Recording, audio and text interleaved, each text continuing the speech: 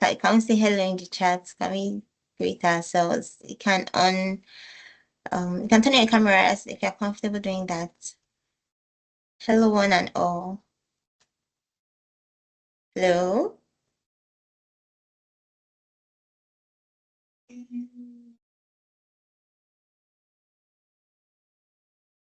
Hello, everyone. We are welcome to today's session of inspirational technical session today, and very much so, like we have it here. It's usually power packed, information packed, and a lot of thank you. Hello, everyone. There's a lot of knowledge in this room. I just want us to know that the session is going to be recorded, and the recording will be shared with all our community members just right after this. So we'll share it on our handles and within our communities. So please feel free, let's engage and let's sit back, relax, and digest what we have in today's session. Thank you for joining. And if you still want to invite someone, the floor is open. Please go ahead and invite as many people as you want, who you would like to enjoy and benefit from today's session. Thank you. Please follow us on social media handles. And so to start off the session, I want to ask you in the chat, what's that one thing on your bucket list that you still want to achieve this year? Let's just talk about it for 2 minutes. What's that one thing you still want to achieve in this year? The year is not totally gone, although we're in the penultimate Saturday of 2025. However, magic can still happen. And we are sending you joy, love, and warm hugs from TechStylers. And possibilities too. We're sending you possibilities, sending you hope. So what's that one thing that you still want to achieve this year? Let's talk about it. Okay.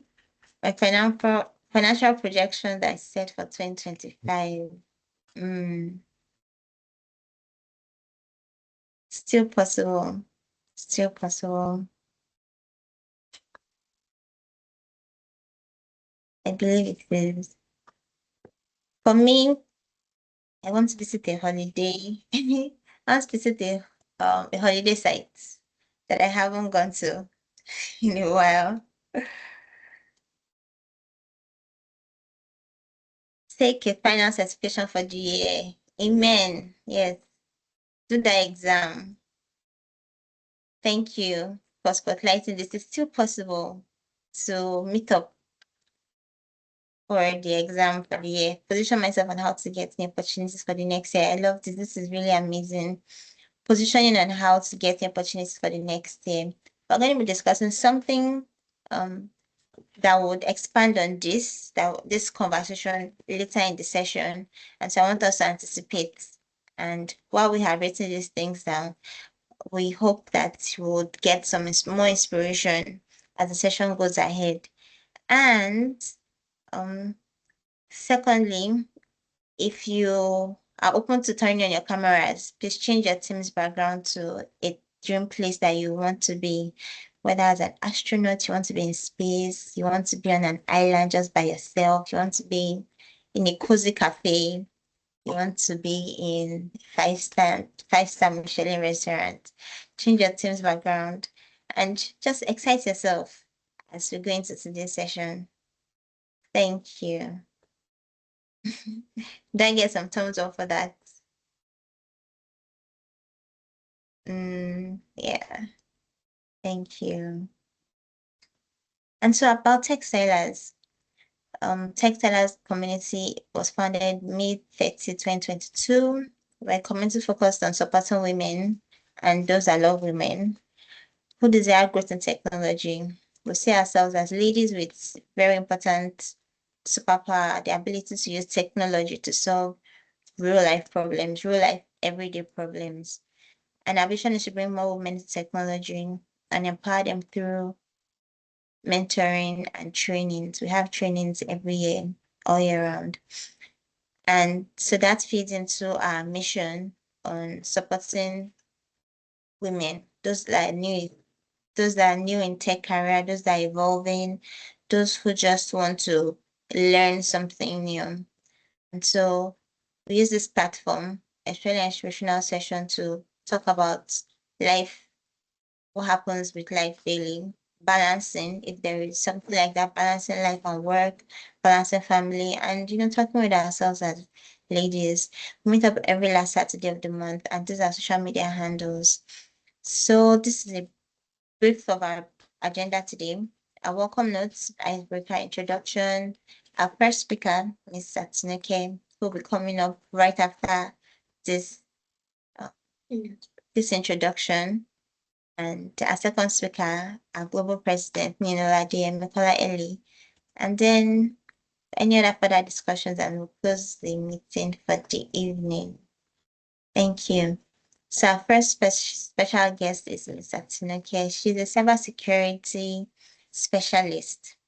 So I went through a review of some of the things that she's done, and I'm so excited that she's with us here today. And she will be sharing, we're glad that she's here, and she'll be sharing from her insight and depth of knowledge that she has acquired over the years. We particularly love that she's one here with us today because she has shown intelligence in cybersecurity and security at the very core of it, also in risk management. And so we also know that she has some background of business culture and strategy, especially as a GRC specialist, governance risk and compliance specialist. So we are here today. Thank you, ma'am, for coming. We see you as a visionary leader, and we'd like to give you the spotlight to speak to us. Thank you. Please, a round of applause. Let's welcome her to the stage with some hello, some applause. Let's welcome her with some love emojis. Hello, Ms. Atinuke.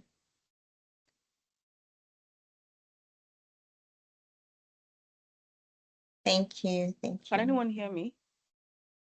Yes, we can hear you now. Good evening, everybody, and thank you for having me. That Good police evening. plenty. I was looking at it like, is this me or somebody else? Good evening, It's everyone. you. It's so nice to be here, and thank you for having me. So, today, I'll be talking about the new tech professional, right? So, my experience as my experience has exposed me to not just security, but the tech industry as a whole. When you're in governance, when you're in risk, at times you realize that you are not just doing governance as related to security, but you are doing governance as related to the business as a whole, because you tend to influence decision making, right? So this has made me realize that being in tech does not just, it's not just limited to technical depth. You need to have some sort of strategic, thinking. You need to develop strategic thinking skills. So I'll be sharing my screen as I've put, something together. And anyone see my screen? It's coming up. Okay, yes, it's here now. Okay, so like I said, due to my experience, I've been privy to, see the trends, the direction in which the tech career landscape is moving, right? And then this made me come up with this topic, the new tech professional, where technical skill meets strategic thinking, because technology is evolving rapidly. The other day, I saw something on LinkedIn some months back or some weeks back. It was a certification for AI security. And I went to rant to my colleagues that when did cloud security come out? When did cloud come out? I've not even done cloud security exam, and then AI security is out again. Now, when do we even catch a breather? And that is tech for you. It is constantly and rapidly evolving, and we need to be able to not, be left behind. Not like it's a bad thing being left behind. However, even if you're left behind, you should be able to have that skill where when you decide that, you know what, let me catch up, it's not that you would have missed a lot. So in this age and time, top professionals need to combine, technical depth and, strategic insights to lead and add value in 2026 and beyond, right? So we're looking at how technology roles are changing and what this would mean for our growth and our future in the industry. And the strongest professionals today in the tech world, it's not as if it is by what they know technically, right? They are not defined by what they know technically. They are defined by how they think and how they make decisions. You'll be so surprised at times in a team, in your average, technology team. It could be a product design team. It could be a software developer team, a software development team. It could be a security team. It could be, you just think of that tech team or any team for that matter, tech or non-tech. And you'd realize that at times you realize that the person that is maybe like the team lead or the manager is not as technically or not technically knowledgeable as some members of the team. You'll be wondering why, oh, this particular person is deeply technical. Why is he or she not the one leading this team? Why is she not the manager? You realize, you notice that the team lead will differ to some people when trying to, get insights into some things. What is making that person lead instead of the other technical person is strategic thinking, right? It's the fact that that person is able to balance, technical depth and strategy. Is it because whatever it is that that technical person has told him or her, that team lead or that manager will know how to communicate that message across to the business. The technical person may tell the business in technical terms, the business might not understand. The team lead or the manager or whoever is leading that team would be in the best position to be able to communicate. And that is why he or she is in that position in the first place. That person has been able to balance technical depth and strategic thinking, right? And let me just, start with a short story, right? Um, this is your average, day at work. An engineering team shipped a feature. That feature has passed all tests. Shipped a product, it has passed all tests. The API work, the design, the UX is looking fine, customer experience is great. Technically everything was correct, but hours later, users started complaining that, oh, they're having issues with this feature, having issues with this product. The issue they checked, the issue was not the code. The issue was not the code, but when they checked, it was a dependency that no one connected to the feature. That means for that product to work, to do its intended job, for the users to be able to enjoy that product, for them to be able to use that product, there's a particular dependency that the people that developed it did not put into consideration. Nothing was wrong with the product. It was working fine, but the users were complaining. The team fixed it quite all right. They fixed it, they resolved the issue, but the lesson was clear. Technical skill alone was not enough. Someone needed to step back. Someone had to step back and think about the entire system.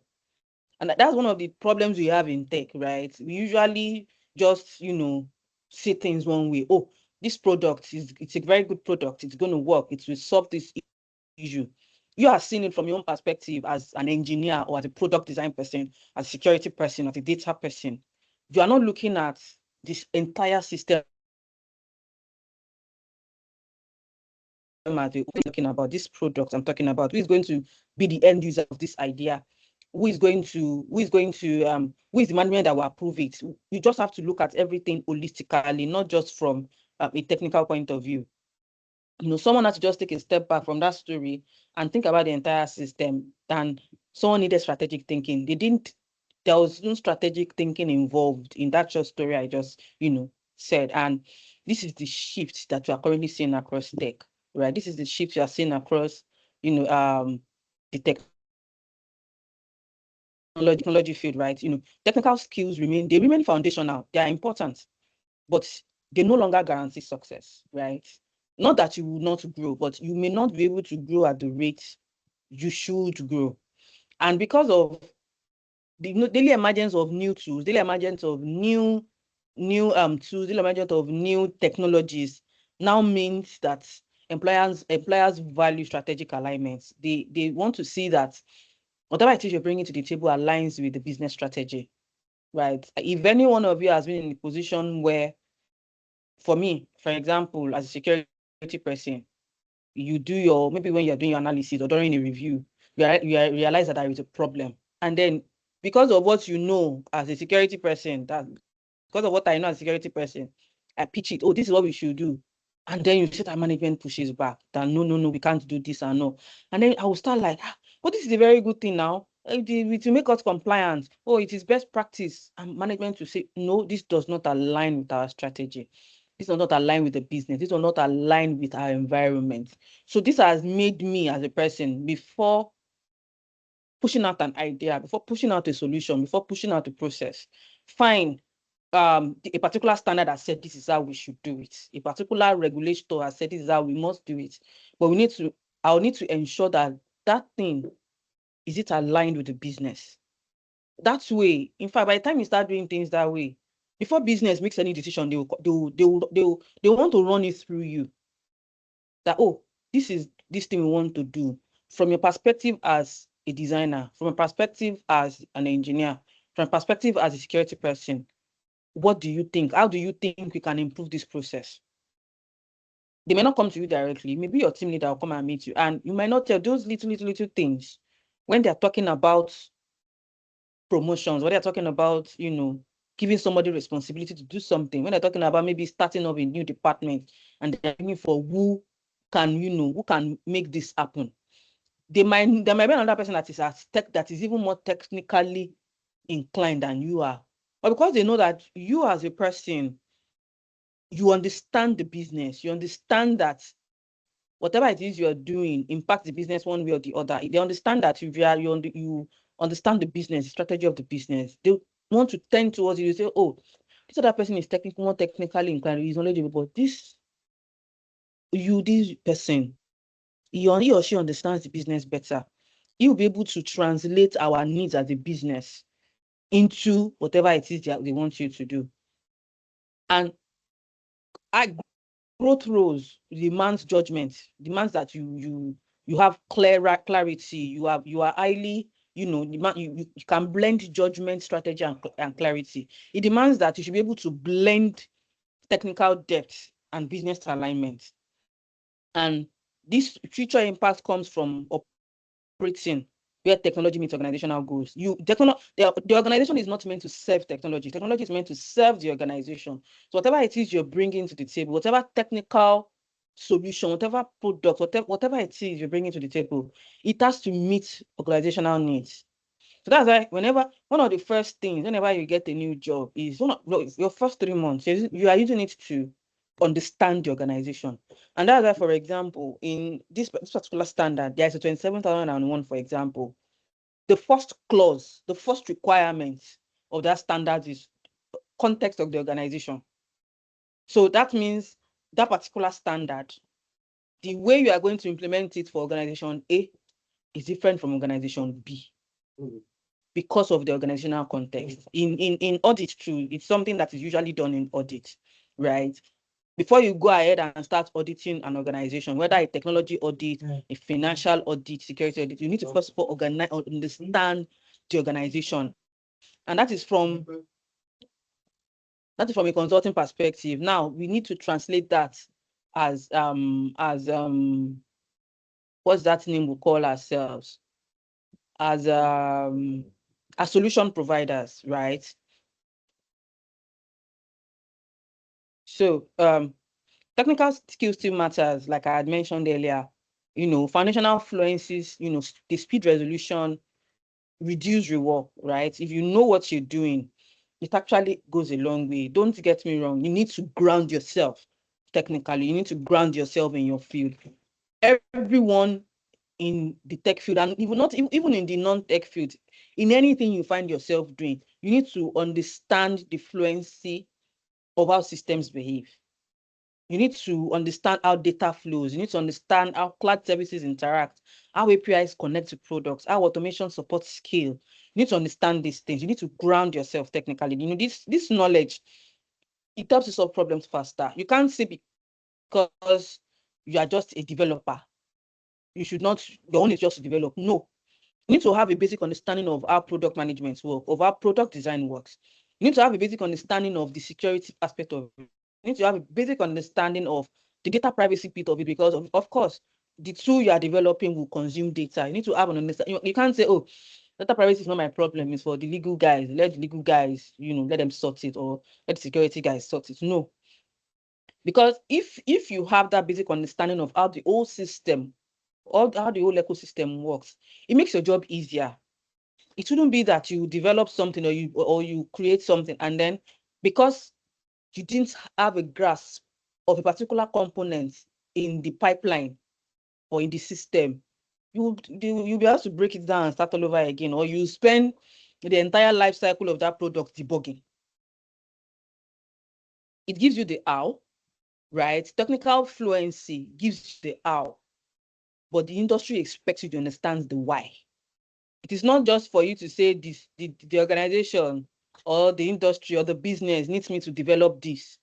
You need to ask the business why. You need to understand the context, the reason. They might say, for example, let me give an example. Let me use Facebook as an example. And let's say the business has gone to meet the development team that they need that like button. And you just go ahead, you just feel as a developer, oh, the like button is just a button that people can just click like, and that's it. No.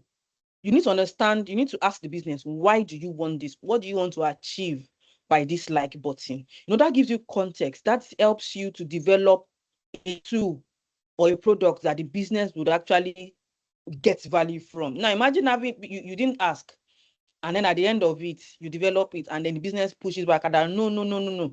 This is not what we want. Our users are complaining. The users are not getting value. You have to do your work all over again.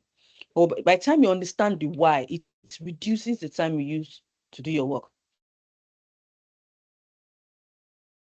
So so what technical depth give you, what it will give you, you will detect patterns early and spot issues before they escalate. I'm still trying to give you a foundation of why technical skill matters before we, dive into the strategic thinking part, right? It helps you resolve issues, early, because you anticipate failure points. Because if you understand how the whole system works from end to end, you'll be able to anticipate failure points. You collaborate better by speaking everybody's language, not just the engineer's language, everybody's language. Because you're able to speak management's language, you're able to speak security language, you're able to speak legal's language, you're able to speak everybody's language, everybody involved in the pipeline. You're able to speak the customer's language. And to grow, you need to grow and make impact. You need to pair technical depth with strategic insight and effective communication, because technical mastery alone doesn't create leadership and influence. Like I had mentioned earlier, you will see that in a team. Like, for example, in the security field, for instance, you have realized that not all CISOs are technical. A lot of some chief information security officers are not very technical. When they want to do some things at a time, they will defer to a lot of their team members. But he is there because he knows how to speak management language. He can speak management language. He can speak the developer's language. He can speak the language of the people in the legal team. He will speak the language of people in compliance and risk. Of course, maybe the SOC team lead or the SOC manager may not be able to speak that language. However, he knows more about SOC than the CISO. You'll be wondering, why is this guy not the CISO now? But he has something the CISO has something that he does not have. The CISO has something that he does not have. So let me share another real moment with you just to drive home this point. And a team was under pressure, to release a feature, right? And if you have worked with engineering teams, if you have worked with development teams, they just want to push out. If you're a developer, sorry, apologies, but that's how people used to be. They don't want to push out products. They don't have time. They just want to push out a feature. They are focused on releasing, on speed. Security, of course, security will focus on safety, right? Product management will focus on deadlines. Like, this is the deadline the business has given, we must meet it. Everyone was, so it just, what I just explained just shows that everyone was in different directions. Then one question changed the conversation. How does this product, how does this decision, this you want to do, how does it affect reliability and customer trust?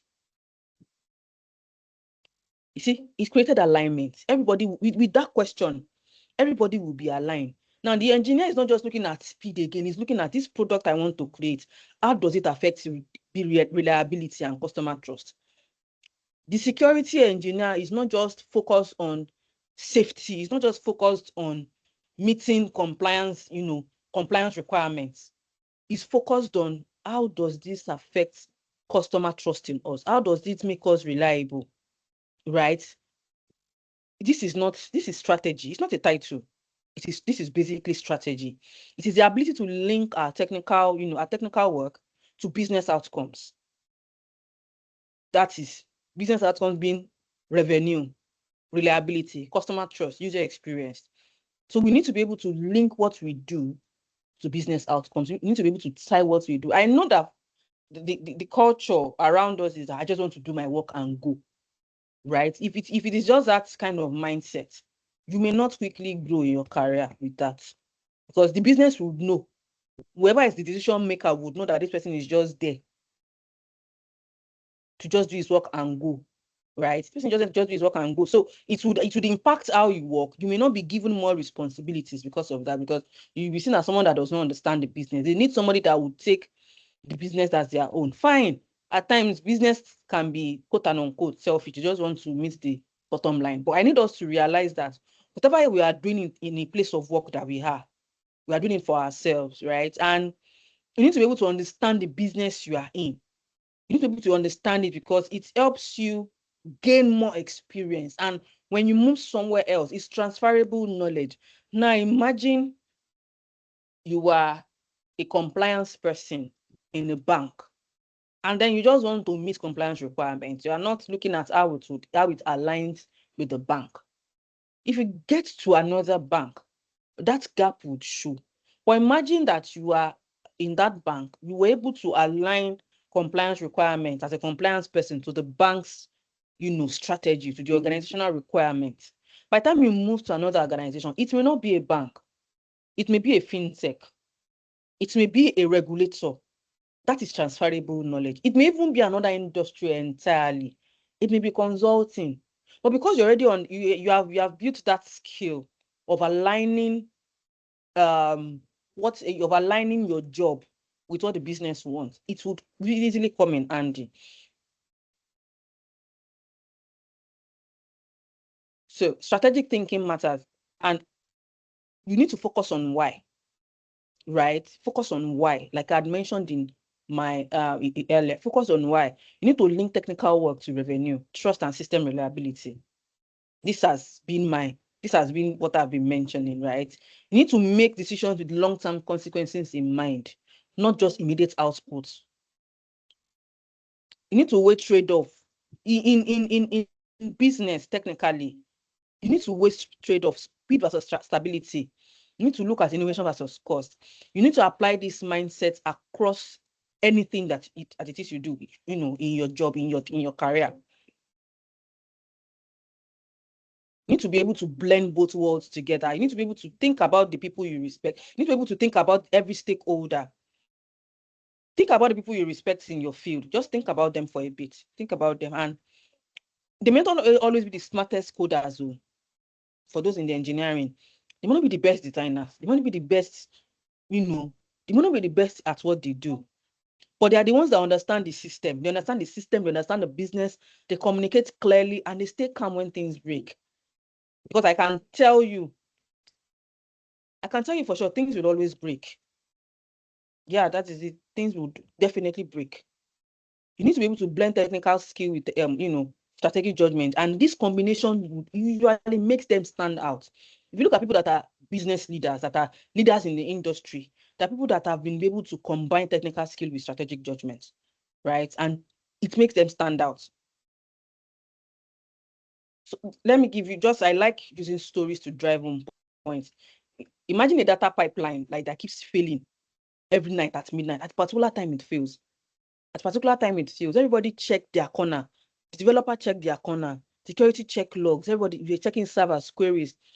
Nobody found the root cause. Then somebody now asked, what happened? That's midnight. What happens in the system at midnight? What is it that happens?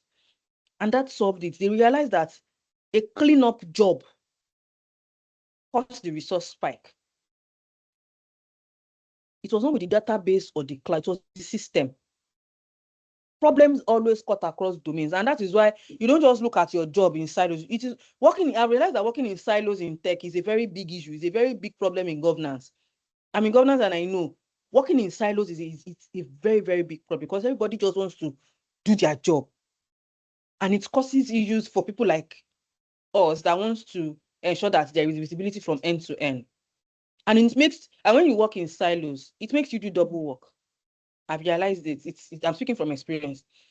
It makes you do double work. If you've been given a task to do, if maybe your team leader has given you a task to do, or management has given you a task to do, you look at that task and the first thing you need to do, exact case in point, let's say you realize a problem as a security person, quote and unquote, identity and access management. In your mind, as a security person, you need to strengthen access control. You need to implement an IAM tool. You need to have a user access form. You need to ensure that all the access are managed, are centralized, and all that. If you try and do that, people that have been managing their access to their own tools will push back. Like, why do you want to look into? Why do you want to be the one giving us access? It's our tool now. But if you had engaged all the stakeholders involved, you sat everyone, you've met with them, you made them understand the problem, you communicate the issue, you tie the issue with business. By the time you tie that issue with business, everybody will be on, oh, that's true, that's true.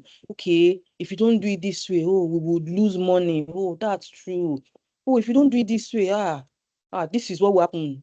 They will understand. And you to be able to hear that, they will not tell you, hey, it's not that we don't know that this thing will happen like, but however, this is the way it was. See this particular platform that I want to manage access for us, and we don't have enough licenses. You've been able to get a pain point from them. We don't have enough licenses. We can only manage to buy, 10 licenses. By the time we add you now, that will mean we have to buy one more license, and that's more money, And by then you realize, oh, this is not a problem you can fix. This is not a problem they can fix. This is a problem for management to fix. And you go to management and say, this thing you have given to me, this is the feedback I got from the team. From each team, this team says they need more licenses to be able to pull this off. Another team says, oh, they need to do this. They need more money. So management, you need to drop money. Management will now tell you, you know what? We don't have the money. Okay, let's do it this way. By the time you've engaged everybody, you will come up with a process that works for your organization. Or by the time you now decide, or if you now, as against you decide to do, this is how it's supposed to work, and that's how it must work, you won't get value, you won't get traction, you will keep coming back. That problem will keep coming back, and the time you should have spent doing other things, you keep coming back to that problem, trying to resolve it. That is what happens when you don't have strategy, when you don't include strategic thinking with technical depth.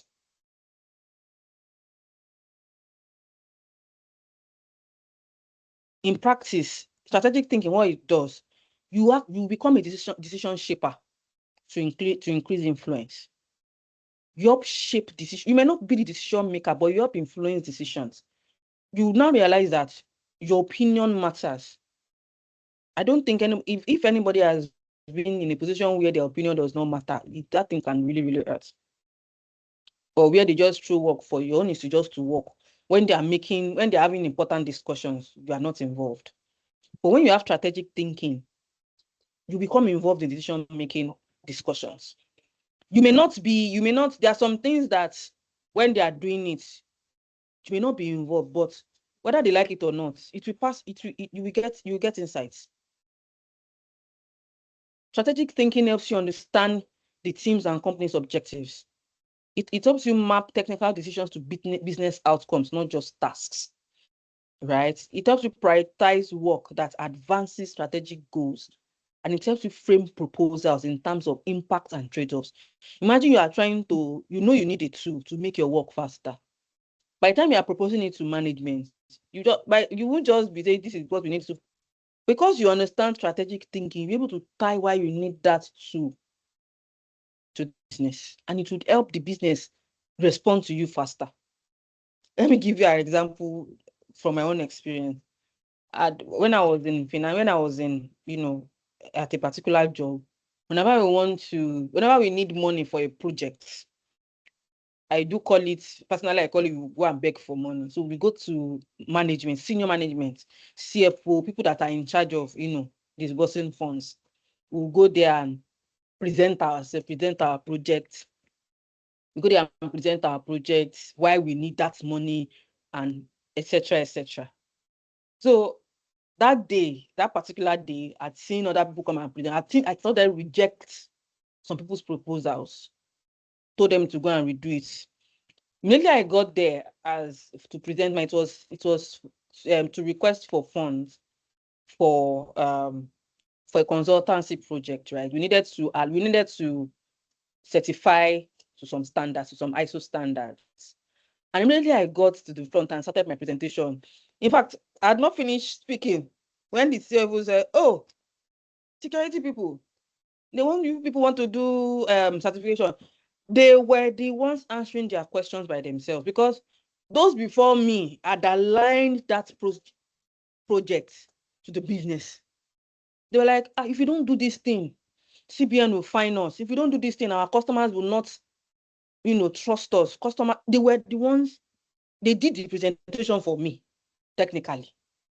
And I don't think I spent 10 minutes in front of them with all the approved. Don't worry, I don't approve it to procurement, just engage procurement.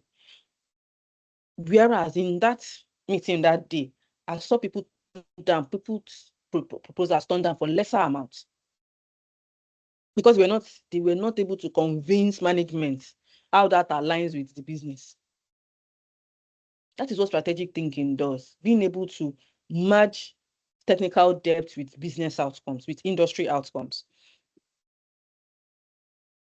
So the new tech professional, being technical and strategic, you'll be able to blend deep expertise, technical expertise with business context to drive actionable, not just outcomes, actionable outcomes, impactful outcomes. You need to understand the technical system and the business context. You need to, because Moneypoint and OPay are both fintechs, does not mean that their business contexts are the same. They are both fintechs, fine, but their business contexts are not the same. They have different strategies.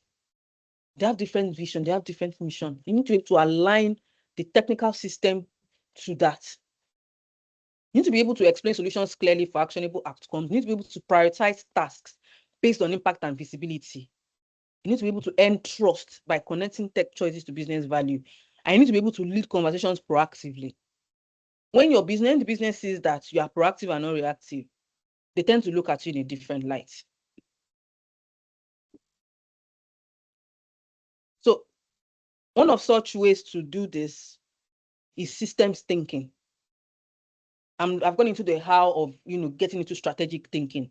It's systems thinking. You see connections, you solve root causes, and you build resilient systems. And this involves having an holistic view. Systems thinking. Don't think in APIs alone if you're an engineer. Don't think in UI UX alone if you're a product designer. Don't think in data privacy alone if you're a DPO. You think holistically. You step back to review interconnections and hidden dependencies. What is connected to what? What is dependent on what? You target root causes, not symptoms. This helps improve, the enterprise architecture and processes.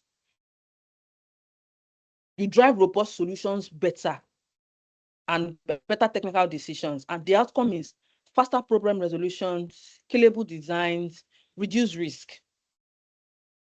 And why system thinking matters is it reduces your rework. It reduces rework.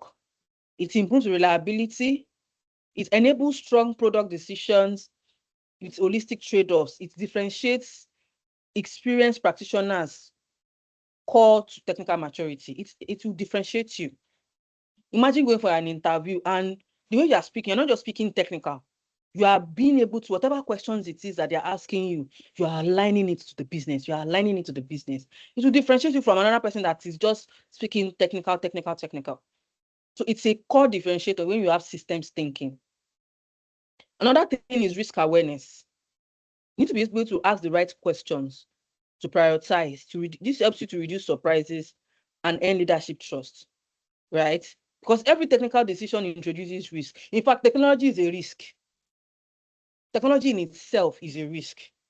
Everything is a risk. Design choices, shortcuts, integrations, everything, vendor dependencies, everything is a risk. And risk-aware professionals, as a technology person, you need to be very, very risk-aware. A lot of times, people just see risk as the work of risk management team or the security team. No, it is an organizational thing. It is just an IT. It is not just an IT thing. It's an organizational thing. So you need to ask yourself, what could go wrong? How likely is it that it could go wrong? It's not just about what could go wrong. What is the likelihood that it would go wrong? What is the impact that if these things go wrong, what goes wrong? What is the impact? Is there a better option? Like this level of thinking, would prevent failures. It will protect users and it will help you build trust with leadership, right? So when you are risk aware, you will be able to think from end to end. Where could this go wrong? How could it go wrong? How often could it go wrong? What is the impact? And the benefits are, sharper prioritization, better judgment, reduced surprises, and greater leadership trust. Then resilience. This is a big thing in technology right now. A very, very big deal. Resilience in the sense that because things would always break, I can assure you, in incident management, it's not a case of, in business management and business continuity, it's not a case of if, it's a case of when it would break. It's not so you need to prepare yourself for the when it breaks. You need to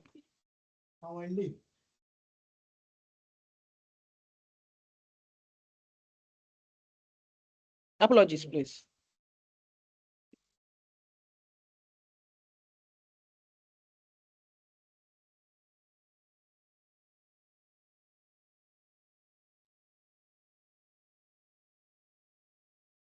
Apologies, please. I needed to resolve something there.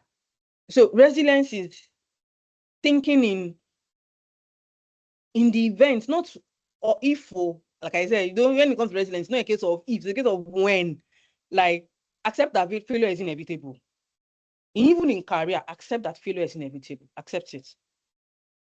It may not be failure per se. It may be being slowed down. It may be a lag. But accept that failures would happen. They are inevitable. Everything breaks at some point. Systems, processors, something could happen. You could have covered everything at your own end, and then something happens at a vendor or a third party that affects you as that affects the business. Teams break.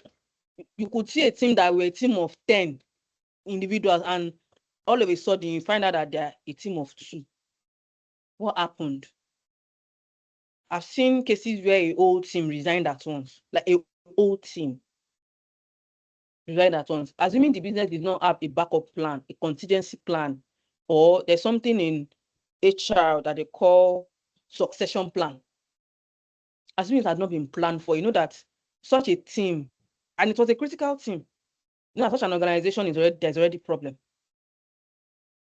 So resilient professionals design for failure and respond with clarity, not panic. If you have it at the back of your mind every time that things would always break, right?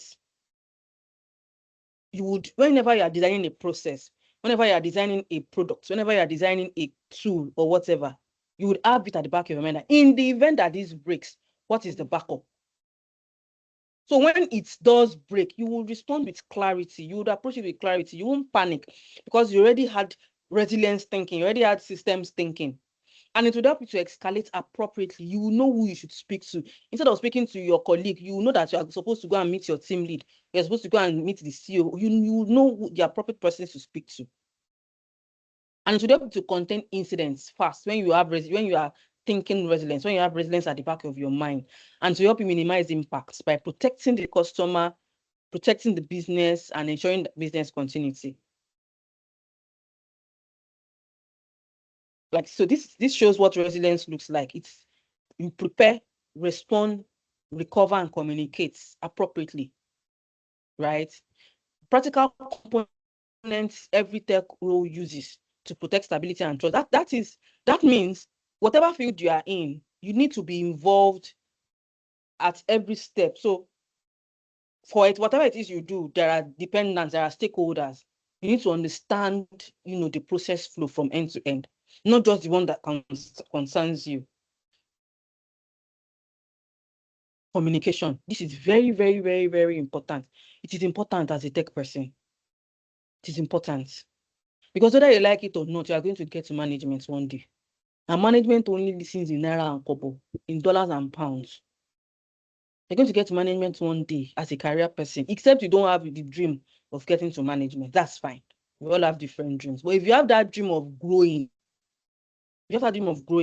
whether becoming a management person or starting your own business by yourself, this skill is very key, because you need to be able to speak everybody's language. You need to be able to speak management language. You need to be able to speak the engineer's language. You need to be able to speak the person in legal. You need to speak their language. You need to be able to speak the language of the regulators. You need to be able to speak the language of the auditor. Right? You need to be able to speak the language of everybody. It is not a technical. In fact, communication now is a technical skill. Clear communication is now a technical skill. Teams move faster when you explain things in simple language. No jargon, no complexity, just clarity. Like clarity reduces friction. It speeds up decision and it strengthens trust, right? And people follow what they understand.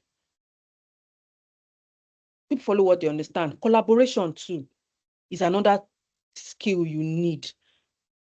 You need to be able to collaborate effectively and efficiently, because it speeds up your own. In fact, it makes your own work efficient. You become more effective when you can collaborate easily. And if you notice, check out high performance in your organization. Fine, at times we call it office politics. But you need to be able to draw that line between office politics and being a good collaborator. It's no one masters everything in tech anymore. You can't master everything, you can't know everything. Or however, you need to have a basic understanding, basic idea of how some things work. You need to have a basic idea. The field is too wide. You can't know everything. And that's where collaboration comes in. The people who grow the fastest are those who collaborate across all the fields, across engineering, across product, across security, across operation. It gives you context and improves your decision. It gives you whatever it is you do. Once you'll be able to collaborate, you get context and improves your decision making. It improves your work, and this individual brilliance. It will make you look as if you are brilliant. It will make you look as if this person sabi this work, but in actual fact, you are just a very good collaborator, right? And collaborative brilliance is effective. It's very, very effective, because by the time you are going back to communication, by the time you are now communicating to whoever it is you need to communicate to, you'll be able to speak everybody's language because you have context. Next is adaptability. This is a very big career advantage. You need to be able to be adaptable. As it is now, for me, for example, I'm a security GRC person. If I get into another role today and it requires me adding organizational risk management to my work, I will do it. And that is called being adaptable. It's just like somebody in security that was a SOC manager before, and then he got into another organization that's, maybe a not so big organization. And so he needs to double, maybe where he was coming from.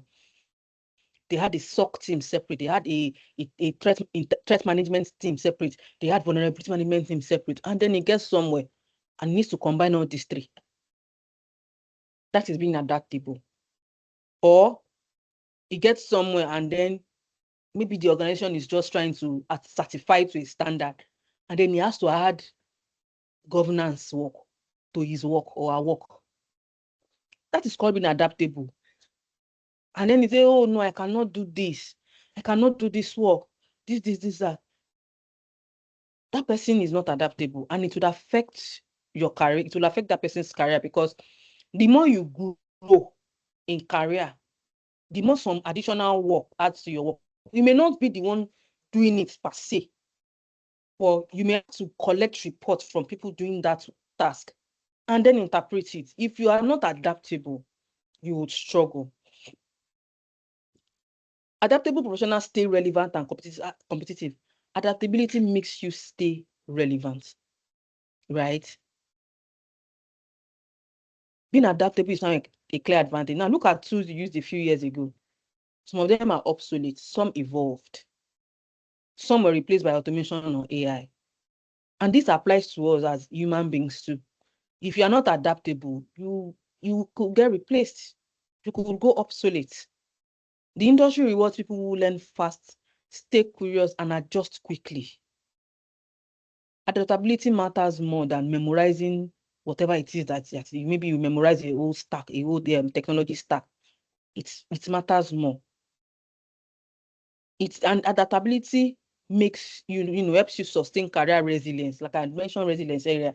Resilience does not just apply to the business, it applies to your career. You need to build resilience, that in the event that this thing I'm doing, because nothing is irreplaceable. In the event that this thing I'm doing does not, it becomes obsolete, how can I adapt to whatever new thing that is coming? Now, you need to be able to build hybrid skill sets, technical mastery, and strategic influence. Your technical domain, you deepen your domain, choose a particular field, right? Use hands-on labs to study, develop yourself in a particular field, right? Develop it, work on yourself, build technical depth. Then your strategic skill set is you connect whatever it is you do to the business. You need to be able to align what it is you do to business. You map your tasks to business objectives and outcomes, right? You need to run simple risk analysis. And what is a simple risk analysis? Look at what could go wrong. What is the likelihood that it could go wrong? How likely that if it should go wrong, what impact does it have on the business? That is a simple risk analysis. In risk management, risk assessment is basically likelihood multiplied by impact gives you risk. That is the likelihood that this thing would happen. If it should happen, what is the impact? Just do a simple risk analysis. Ask the why. Ask questions. Why? Why?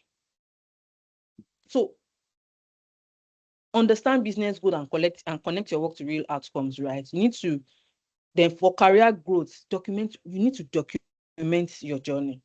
It could be on LinkedIn, it could be on any tool it could be on Notion. Just have it documented one way or the other. What I'm saying, I'm speaking to myself.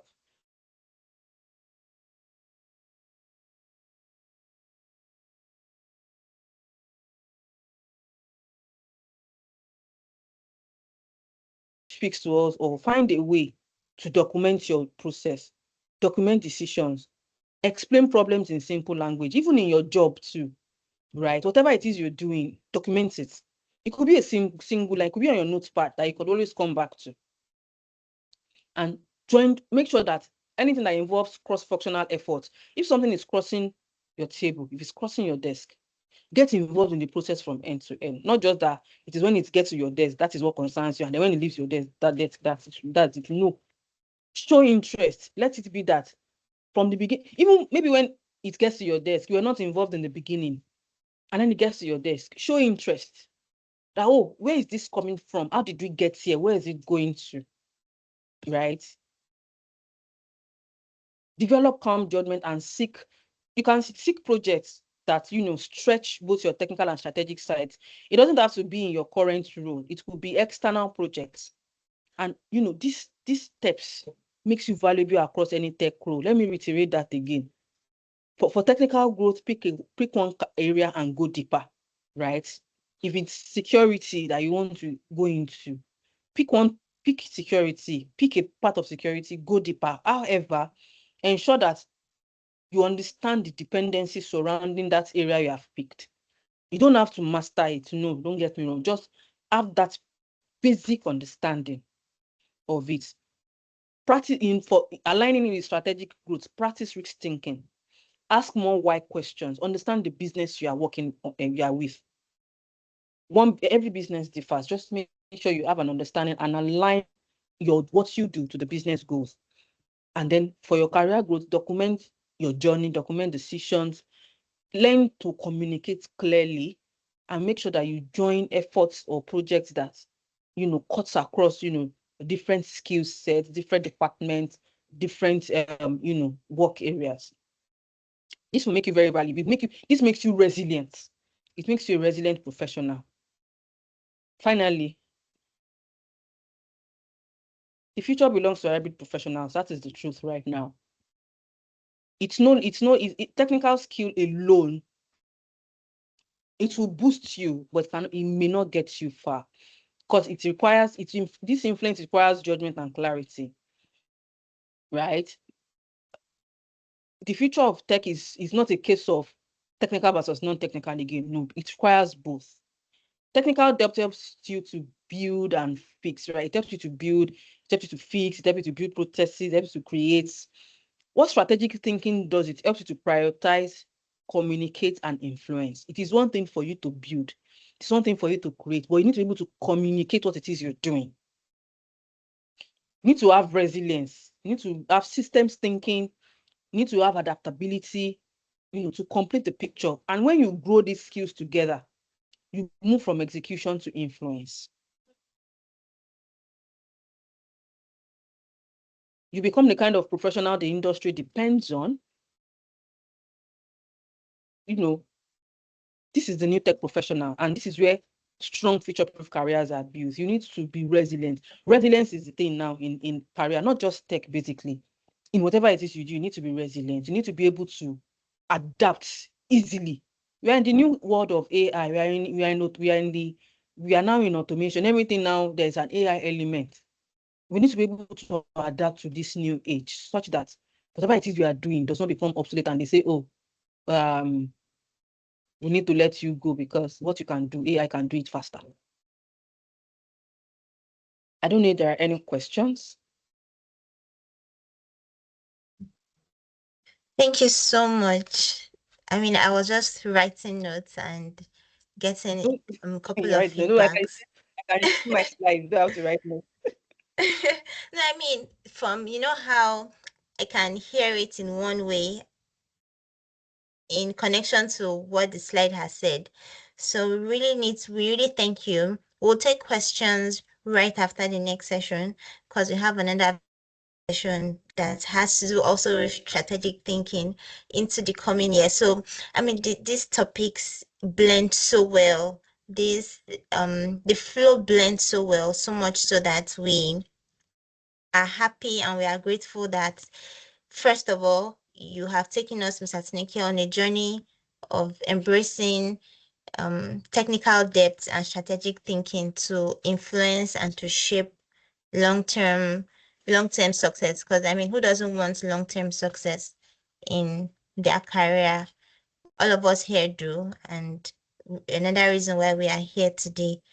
So please give me a minute. I will bring up the next speaker so that she can help us go into the flow of this career, this depth of technical, this technical depth, specifically focusing into the new year, new me, new year, new goals, and how we can practically apply ourselves even in the coming year, and not just the coming year, but beyond the coming year.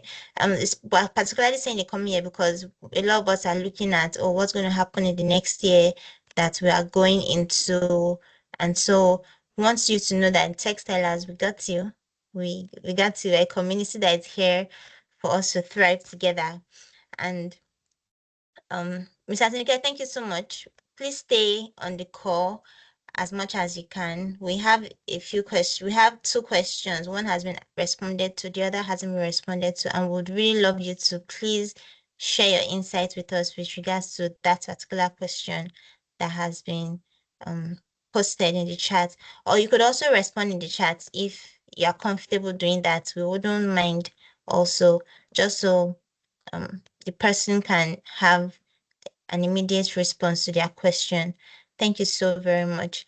Next, coming up is Nihinlola Adeyemi. We call her Ellie in the community. Can I see a round of applause? Can I see your love? Can I see emojis for our next speaker? She is a Forbes Council member, technology member, and she's one who I mean, beyond the TechStylers community, she does a lot of things. Her bio is so long, it is such that I wouldn't, it's inexhaustive. This is a summary of everything she has done in the span of over 20 years that she has been in technical space. However, she's a prominent figure in the intersection of technology industry. She does a lot of things in technology industry. She's a mentor. She's on the ADP list. She's a member of the Google for Startups Women Founders. She's a member of Google for Startups Accelerator. She's a global president. She's an approved member of the ADP Mentors Club, as she is for almost, thank you so very much. I apologize. Almost 3 decades now. How could I have said 20 when someone is doing 3 decades? 3 decades. Can I see a round of applause for her? Because this is wonderful. She has stayed consistent in digital transformation, cybersecurity, IT governance, enterprise architecture, Scrum Agile, so product management, artificial intelligence.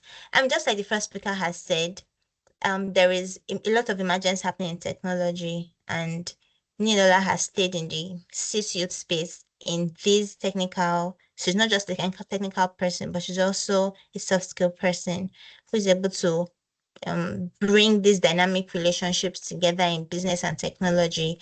She's a thought leader, and she has a book. We would like you to, I'll put the link in the chat. We'd like you to purchase this book, Impact of Governance, Corporate Governance on Scrumban.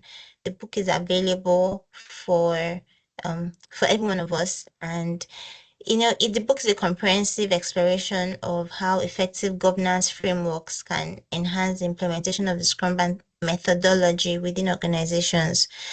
And so she has, in the Forbes Council, she has articles, and then she has also, from time to time, there's also a particular article that she wants us to spotlight, which is, we are spotlighting rather, which is addressing gender diversity in C-suite of tech companies. And so, ladies and gentlemen, very, very briefly, very quickly, very joyously, please let's welcome Nilola to the grand stage. Thank you very much. Ms. Atinuke, please don't go away. We'd like you to still remain here. Thank you. All right. Thank you very much. Hello, everyone. I know I have people from all over the world, from Africa, North America, from Europe, and from UK. But I'll quickly like to share my slides. Thank you, Omolara, for having me. Do I have permission to share my slide, Omolara, or would you like to share? Absolutely, you do. All right. Okay. Thank you so much, Atinuke, for that presentation. Can you please confirm if you can see my screen? I'm super excited to be here. So today we'll be talking about 2026. You probably say, oh, LA is too early to talk about 2026, but trust me, when by Monday, it's 2025 is over and we'll be in 2026. So I think this is the right time and the right place to start looking at your tech journey into 2026. So can you please give me a thumbs up if you can see my screen? I can see it. All right, excellent. Okay. So just like Lara had said, my name is Ellie, and today we'll be looking at future-proof your career, ready for 2026 with clarity and purpose. I'd like you to get a pen and a paper or your iPad or your system, whatever it is, because we're going to be doing a bit of brain work, assessments, as the case may be. So we'll quickly start by looking at the foundation and the why. And I'm excited that Atinuke also talked about the why, right? So we know that most in the tech space right now, most of the jobs are being replaced by AI or people that cannot use AI, right? So what can you do in that space? Or what organizations looking at right now? They're looking at people with critical thinking. They're looking at people who are that have emotional intelligence, people that can look at situations and bring out products for the organization to say, okay, this is what we want to do, or this is what we think we should do as an organization. And AI can help us, bring out the products in good time. I'm sure for some of you that have gone to business school, you hear about the word first mover advantage and all of that. These days, first mover advantage is going to be very critical because AI is there to help a lot of people, a lot of companies, get there fast. Now, again, in the landscape of 2026, the roles that you have now will be your ability to learn new things, to unlearn, and also to relearn. So if you're not ready to shift, you realize that you probably lose your job, not because AI has taken your job, but because you're not utilizing AI to enhance your job. So the goal is for you to be able to predict a title. And what do I mean? A job title. So for instance, just like the researchers said it, that a lot of jobs are going to come, more jobs than we have as existing that AI is going to take over. And you'll be wondering how, how they're going to manufacture the job. You realize that, let's take, for instance, an accountant, right? And maybe there's an AI agentic that is now doing the work of an accountant. So for the financial statements, the cash book and all of that, AI is running that effectively. So what can you call yourself? You have to create your own job. You have to say, look, yes, I used to be the chief financial officer, but what I do right now, I'm the chief financial artificial intelligence officer. Create that job to show that I am not only technical, but I can also use my financial skills with technology, to enhance the business flow as a whole, right? So you need to start creating that job yourself. Nobody's going to help you, and that's where 2026 is taking us to. Now, there's another slide here that I said from passenger to pilot. You have to have a mindset shift.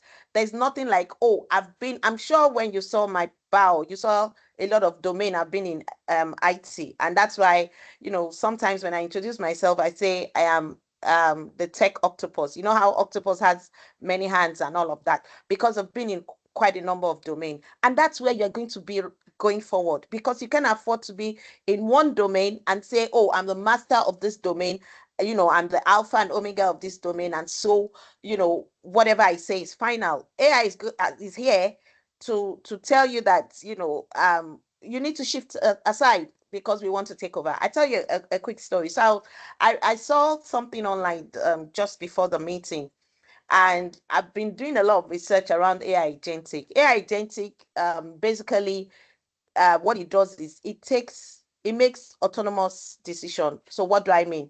So assuming you're a doctor, right?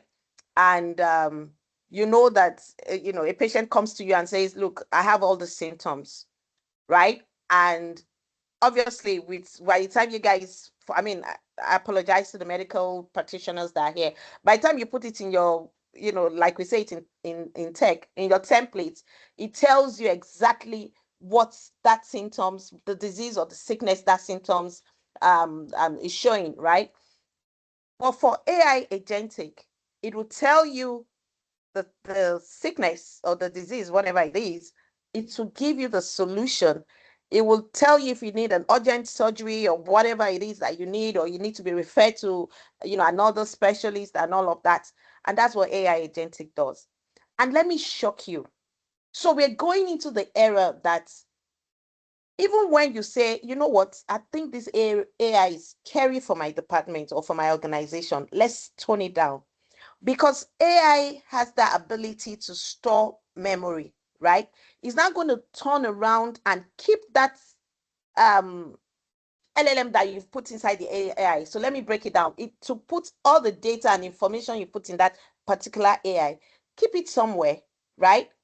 And just transition into the new thing you want, but has the ability to go back and use that against you. So let me give you an instance.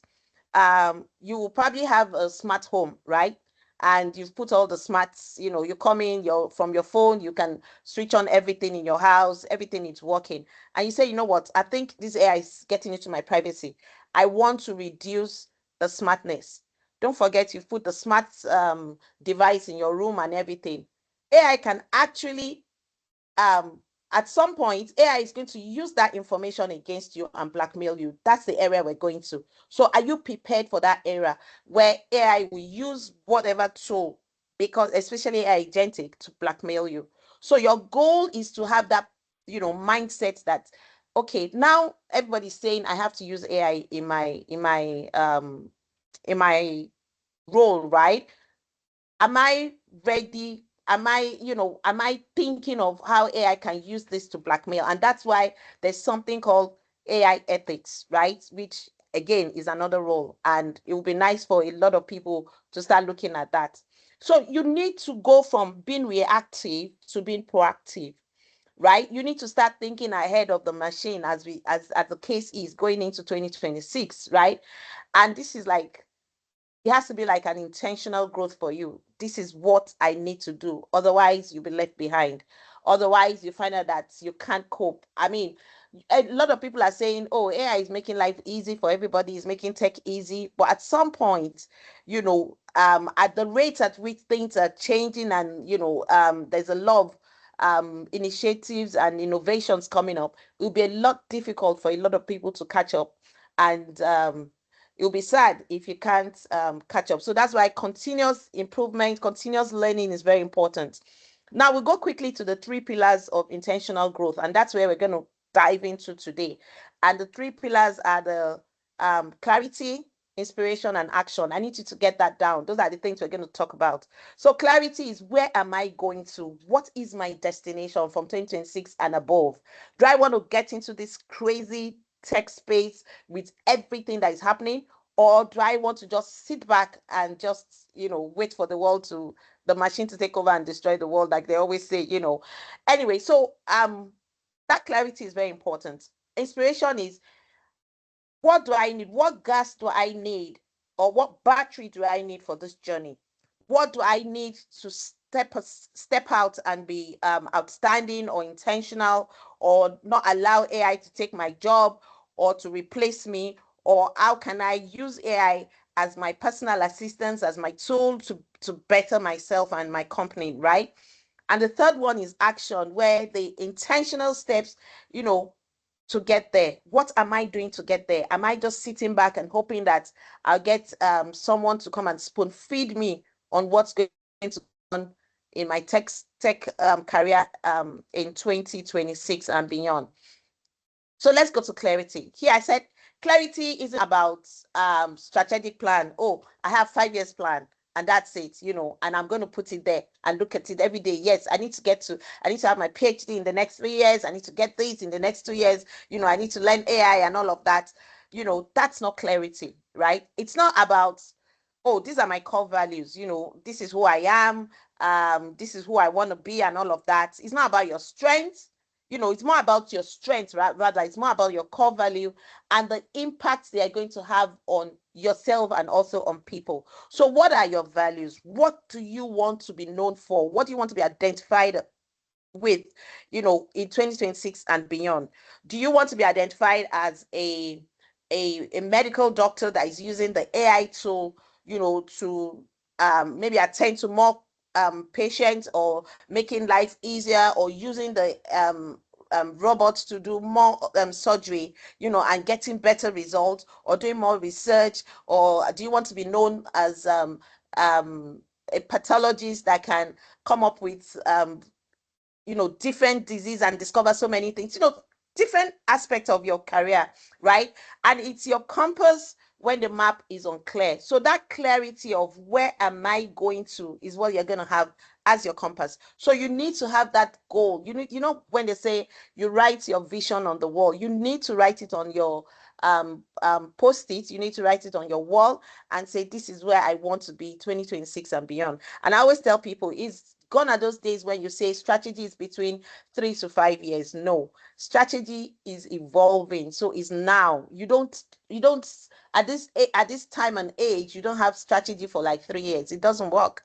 It's a microwave age, unfortunately, and so strategy is like now, because things change every second. So you have to evolve as well. So let's talk about the why discovery. Like I said, we're going to use a pen and a paper, right? So let's do a quick exercise. Let's ask ourselves, when did I feel most energized and fulfilled in my work recently?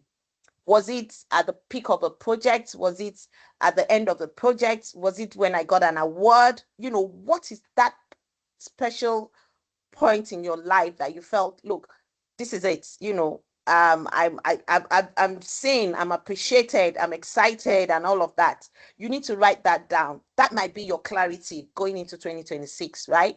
You need to jot down a specific task or assignment that you did and you said to yourself, you know what, even if nobody says or pats me at the back, I know I've done a good job.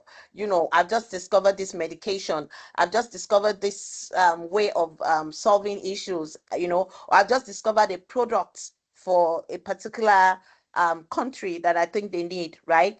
Again, we need to say, what was it about that situation that made you feel good? Is it the fact that you were able to impact your innovation in your organization or in your community or in your profession? What was it that gave you that feeling of, yes, I did it and I feel good about myself? There's some projects that you do that you say, you know what, I can actually sign off now. I know my name is going to be written in gold, because every time anyone uses this product, or this application, they would always remember me. Now, was it like, just like a sales, was it like you were solving an issue? Was it like you thought of maybe the children, and I apologize to say this, maybe the children in Somalia that are hungry and they need to reach out to the West for food or something? Just think of something that you've done. Was it a complex thing? Was it even an existing process that you had to what's the word now, re-engineered that existing project? There has to be something, right, that makes you feel good about that particular thing, and I need you to hold on to that, because that is your why, right? So we move quickly to the next slide that talks about defining the North Star for 2026. So you say to me, what's the North Star? The North Star is the why, right? Based on what you feel, this is my strength. If I close my eyes and they wake me up in the middle of the night or in the middle of a vacation or in the ocean, this is what I can do with my eyes closed, right? So that is your why. And that's the compelling North Star that you're going to hold on to for 2026. Now, again, it doesn't have to be your existing job title. Remember what I said, you can create your own job title. And before you know it, people will start um, um, getting certified in that job title. Before now, there was nothing like AI ethics, but now you see chief certified AI ethics, right? Now, I remember Atinuke Owete said something about being AI cybersecurity certified or cybersecurity certification in AI. Jobs like that will start coming up. I mean, when we started cybersecurity, there was nothing like that. So it could be anything. You just have to hold on to that, right? So again, this will be like your guiding light where you move to 2026. Now let's go to inspirational. I'm sorry I had to move fast because I know Lara had given me a warning. So let's go to inspirational, right? That is your fuel to the journey. That's a gas that you put in your car as you move from 2026 and beyond, right? Remember that we have talked about the why, which is a North Star, right? Now you need the gas to put in so that you can move forward. So he had said that inspiration is not a passive thing that you wait for. You don't say, oh, I'm waiting for an inspiration to be able to do this. No, it's something that you need to cultivate. You need to think about it. You need to desire it before that inspiration comes in, right? If you don't think about it, it's not just going to drop in there, right? You want to change the world. You want to change the way that people, you don't want people to queue at the bank anymore. You want to come up with a product that people can maybe send money to. For instance, let's say that isn't happening now. They can send money through. Okay, so there's this new product that I saw. I think the person developed it in the western part of Nigeria, where you could send money through WhatsApp. End-to-end encryption through WhatsApp from one account to another, right? So that's something new. I'm sure the guy didn't get the inspiration by just sitting down. He probably thought of it that, wait a minute, what about people that can't use the mobile app, the bank app, right? They don't know, they're not too literate, and they know how to use WhatsApp very well. So he thought of that and inspiration came. So that's exactly what I'm talking about. So it's what turns that hard work of growth into your job joy exploration. So we go to the how you can create your inputs. So here I've said that, we always look at, oh, geniuses are born, you know how they say it's great people or whatever are born. No, but you see, our brain, and I stand to be corrected if there are doctors here, our brain is like a garden, right? Whatever you plant in it is what would grow. If you subscribe to some followers on social media, and those followers give you bad content, bad energy, that's what's going to grow in your brain.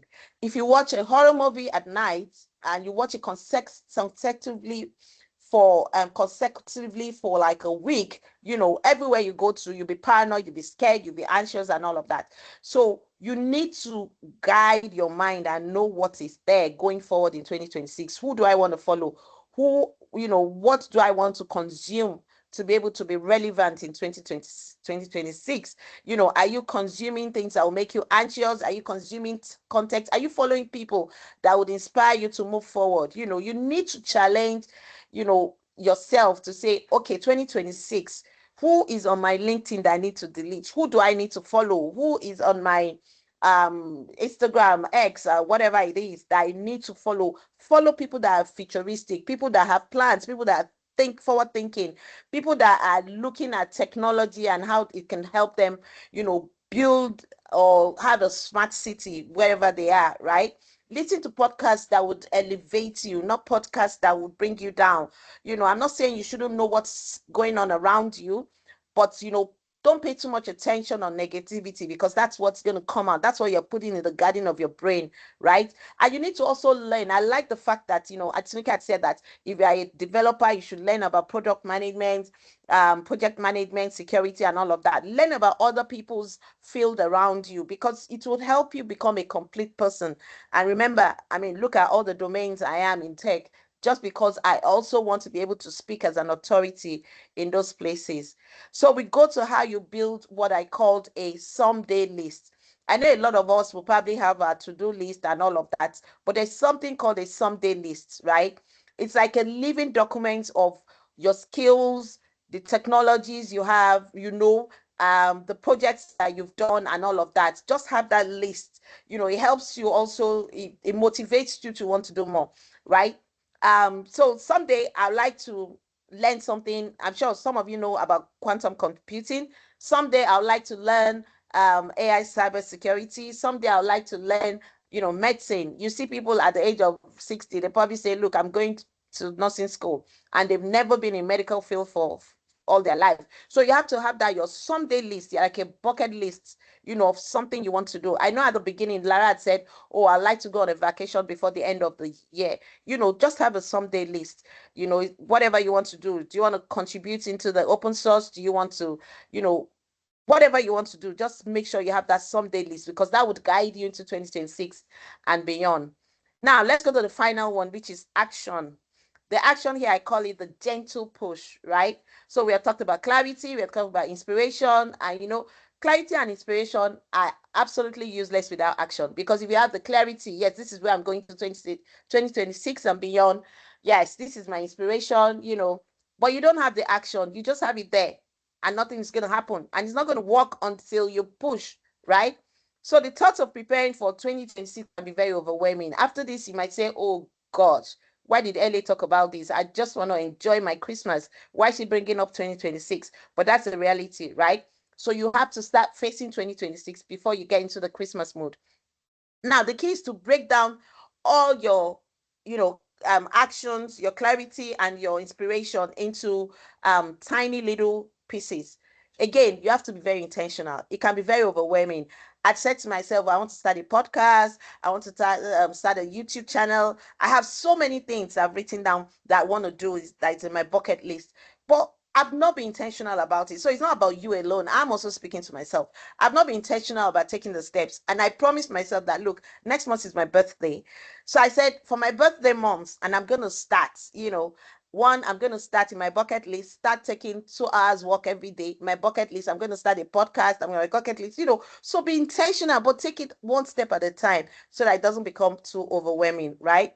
Remember, you're not building a skyscraper. You're building a piece of block, called the building blocks, right? So take it easy, don't stress yourself. Your first intentional step, look at your North Star and your someday list.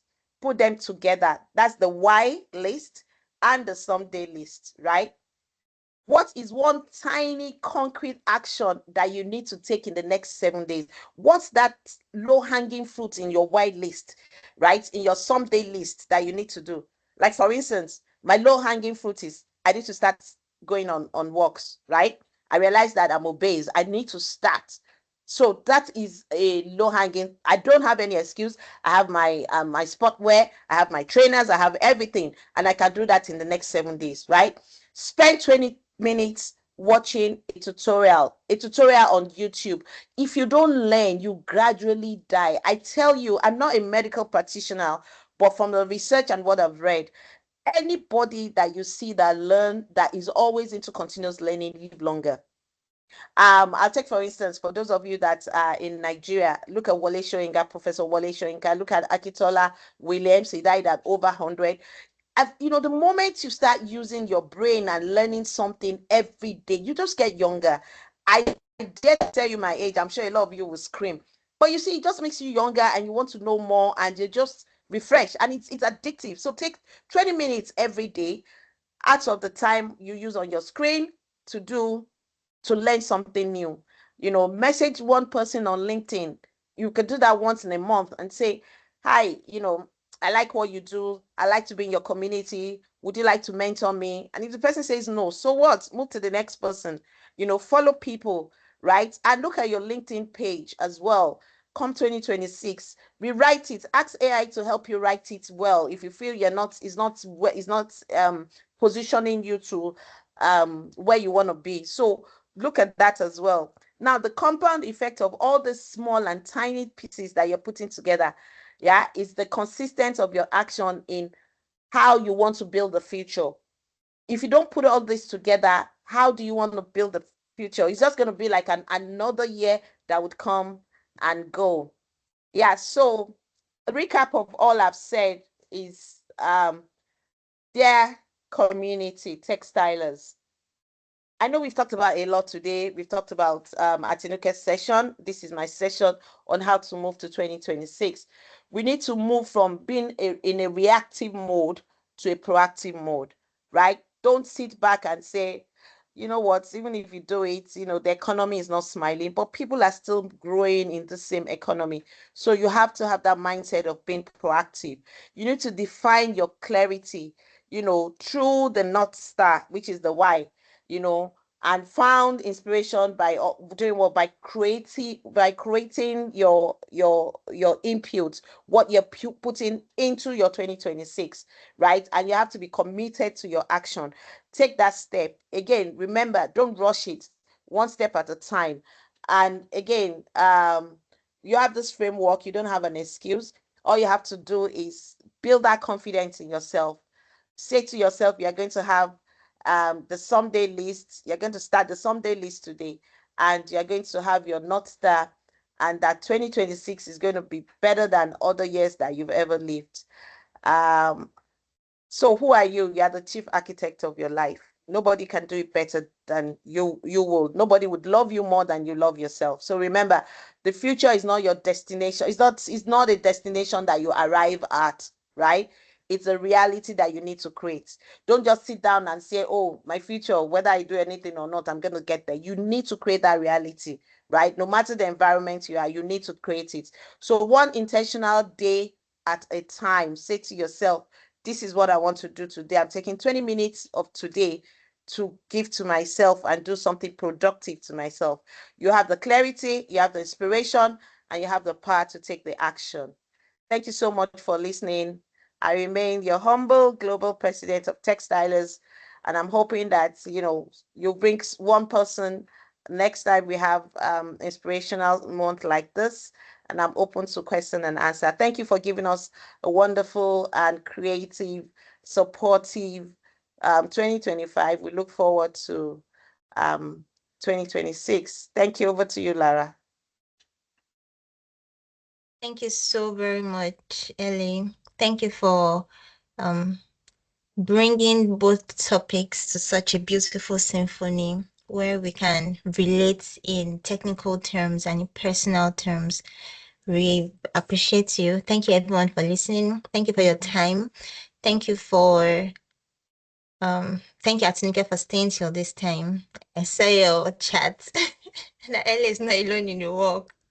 So everyone, because of what Ellie said lastly, I would like us to unmute our mics and say together what she had mentioned. She said something. Please unmute your mic. Unmute your mic. Let's say this all together. Please unmute your mic. If you don't, your videos are welcome to have your videos on if you wanted to. And while we're taking this time, if you have questions, you can raise your hand as well. So unmute your mic. Let's say this all together, just as Ellie said. One intentional day at a time. One intentional Intentional day day at a time. One intentional day One at a day at a time. time. intentional day at a One time. intentional day at a time. I know we One say one day at a intentional day time, at but a now time. she has given us another layer It's to it, now which I one find very intentional insightful. day at a One time. intentional day at a At time. a time. One intentional day at a time. At a time. Thank you so much. Thank you. Thank you for your participation. One intentional day at a time. Let's have our someday list in as much as we have our to-do list. And in all everything that we have learned all together, to let's bear it in mind. The videos will be up in a few hours, so we can rewatch. Today's session is worthy of rewatching. Is worthy of sharing with your network. Is worthy of commenting on. And the exercise that we had at the beginning of today's session, let's let's have the intentionality about it as well. And yeah, let's just go back and then eat and then forget about what we have learned today. Also, the 3 pillars of intentional growth: clarity, inspiration, action. So that's where the intentional steps come in. Thank you all very much. Any questions? I would like to take questions. Atinuke, I want to say thank you for responding to the question in the chat. If you would also want to say something about it, it's okay.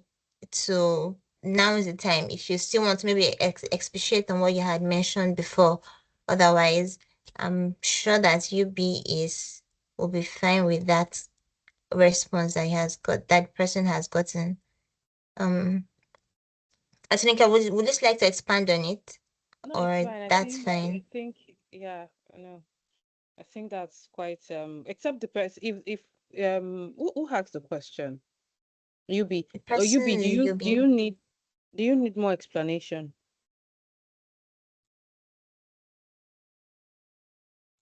Hi, UB. She's still on the call. Okay. All right. So wrapping up now, you can expand on it. We'll be wrapping up now. However, we'd love you to join our community. We'd love you to, and we have put the, you can expand on the with regards to the overall goal. Atinuke, can you see that? Yes, I saw that. Apologies for the background noise, please. So I think it's just straightforward. So like I'd mentioned earlier, you need to be able to align whatever you've been given to do to business outcomes, to the business strategy, right? You need to be able to ask why, right? So if you've been given any task to do, if you've been given anything to work on by the business, you need to be able to understand why is this being done? What is the goal? What is the outcome? What do you have? What was in the mind of the business when they decided that we need to get this done? Because when you have that in mind, you may have something else in mind based on your technical knowledge, right? You may have something else in mind, but the business might have something entirely in mind. Like I mentioned, when I started the talk, if UB was on the call, then I used the example of Facebook. I said, if, for example, when they wanted to create that thumbs up button, which is a feature, right? They told the engineer, on the engineering team, we need this thumbs up button on post. And maybe what the business had in mind was to use that thumbs up button to gauge engagements. Maybe it was a part of to gauge engagement, to know how well posts are being interacted with. Whereas in the mind of the engineer, it could be that, a like button is just for users to show that they like the post or not, right? Fine, they sound the same, but for the business, it's more than just liking. It's for them to gauge engagement, and also that engagement gauging, it's like a business decision. It would help them make other informed decisions. Should they increase? Would it mean that they should increase the number of characters a post should take? Should they increase the number of video, the time of a video being posted? Does it mean, so a lot of things could come out of that, just that like button? But for the engineer, it could just be that, they want me to create a button that people will just like, right? So you need to be able to ask the why. Why do you need me to do this? So that you can align it to the business outcomes. Because like I said, it would help you reduce rework. It would help you reduce reworking. It would help you reduce the time by the time you do something, you create a process, you create a product, and then the business pushes back and says, no, this is not the mind of the business. This is not what we want. This is not aligned to the reason why we need you to do this. The time you're supposed to be using to do something else, you're using it to do another, you're using it to rework what you have done.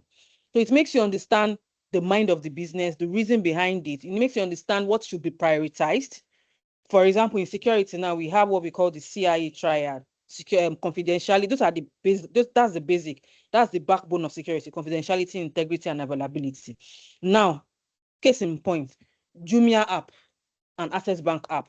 Those are two different apps. Now, when those two apps are being developed, right? For the Access Bank app, confidentiality is more important, right? That means for an Access Bank app, once you log in, you need to still do two-factor authentication. But for Jumia app, availability is more important. They need to keep the customer on that application for as long as they can. So imagine you having to log in into the application, and then you have to do, when you log in, put password, you put two-factor authentication. The customer will be like, no, now this is taking too much, and he leaves. But the security person would insist that, no, you need to put 2FA. I mean, as a security person, if they say, by the time I'm reviewing the application, I need to understand the mind of the business, right? What do you want to achieve with this app? You want to keep more customers on the application. You need it to be available. You need that these customers should stay on the applications to buy more stuff. You need that you don't need the session timeouts. Maybe standards as required that session timeouts should be every 5 minutes. But for an app like Jumia, the session timeout should be like 30 minutes. Because by the time I'm timing out on the application, they'll be like, what am I doing here? You just log out and go and look for another application. It doesn't work that way for a banking app. So that is why you need to ask the why and link it to business outcomes. Thank you. Thank you so much. Thank you for for expanding on that. I think that was very insightful. Thank you so much, Ms. Atinuke. We'd love to have you on another session of with our community, and we hope we hope that you would give us that time. Thank you also very much for joining us today. Thank you.